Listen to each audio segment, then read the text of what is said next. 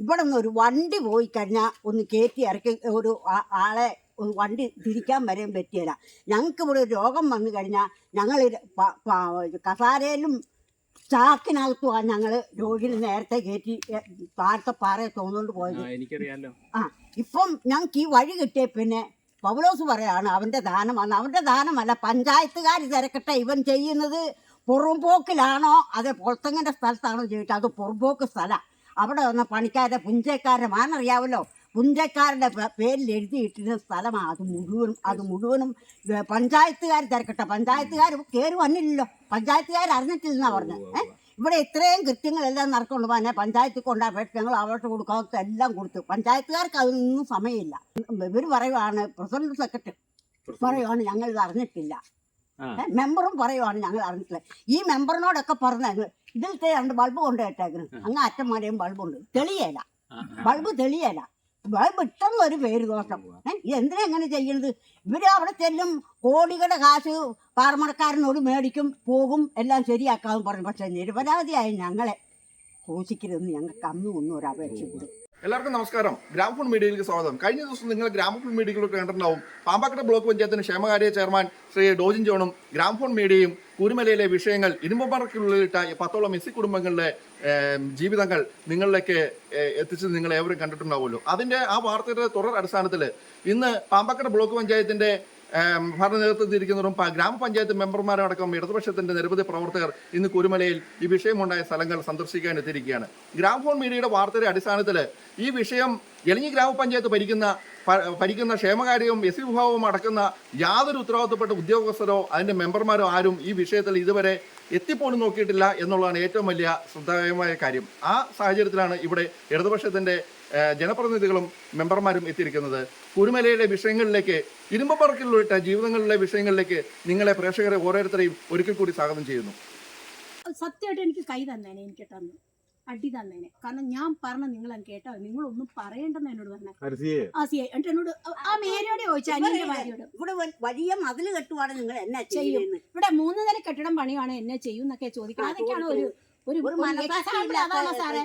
Example അതാണോ? എന്നിട്ട് ഞാൻ പറഞ്ഞു, സാറേ ഞങ്ങളുടെ അവസ്ഥ ഒന്ന് പഠിക്കാത്ത തന്നെ, എന്താ ഇങ്ങനെ സംസാരിക്കണേ, ഇതെന്നെ വെള്ളരിക്ക പട്ടണമാണോ എന്ന് ചോദിച്ചു. അപ്പോഴാണ് എൻ്റെ നേരെ മേരോട് ചോദിച്ചു, ഇവരുടെ വീടാന്ന് ചോദിച്ചു. ഇതാന്ന് പറഞ്ഞു.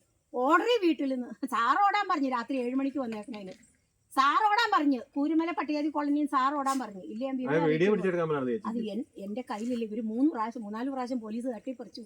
ഇത് ഞാൻ കൊടുത്തില്ല. അപ്പോഴത്തേക്ക് ഞാൻ വേഗം MLA വിളിച്ചു. MLAക്ക് കോള് പോയി, പക്ഷെ എടുത്തോന്നൊന്നും എനിക്കറിയാം. കുറേ സമയം 3 പോലീസും ഞാനുമായിട്ടല്ലേ ആ പുള്ളിക്കാരി അങ്ങനെ മാറി. നമ്മുടെ എറണാകുളത്ത് ഗാന്ധി നഗറില്, ഇടുക്കി ജില്ല, കോട്ടയം ജില്ല, എറണാകുളം ജില്ല, ഈ 4 ജില്ലയിലുള്ള പാറമട കൊണ്ടുള്ള ദുരിതം അനുഭവിക്കുന്നവർക്ക് അവിടെ നമുക്ക് പറയാനുള്ള സാഹചര്യം വന്നു.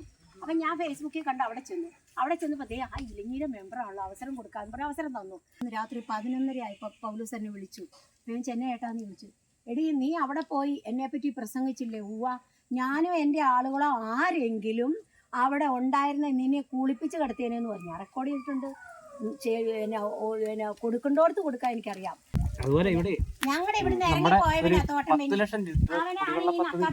ഈ മലയുടെ മുകളിലാവുന്നത് ഞങ്ങൾ സ്ഥലം കൊടുക്കാന്ന് പറഞ്ഞിട്ട് ഈ മലയുടെ മുകളിൽ വന്നു കഴിഞ്ഞാൽ പിന്നെ പ്രത്യേകിച്ച് ഞങ്ങളുടെ മോട്ടറൊന്നും അടിക്കണ്ട, പൈപ്പുകൾ ഇട്ട് കഴിഞ്ഞാൽ സമരം ചെയ്തിട്ട് പോലും പഞ്ചായത്തല്ലാതെ തീരുമാനിക്കണം. പഞ്ചായത്താണോ ആരാണോ? അതായത് ഇത് ഇയാൾക്ക് വേണ്ടിട്ട് ഈ പാറമട പൗലോസിന് വേണ്ടിയിട്ട് ഇവിടെയുള്ള ജനപ്രതിനിധികളും എന്നാ പറയണ ഈ പിറവം മണ്ഡലത്തിലുള്ള ഫുൾ ജനപ്രതിനിധികൾ ഇതിന് സപ്പോർട്ടായിട്ട് ഇപ്പൊ ഇത് അങ്ങോട്ട് മാറ്റി എന്ന് പറഞ്ഞാൽ ഇവന്റെ മടക്കിയ ദോഷം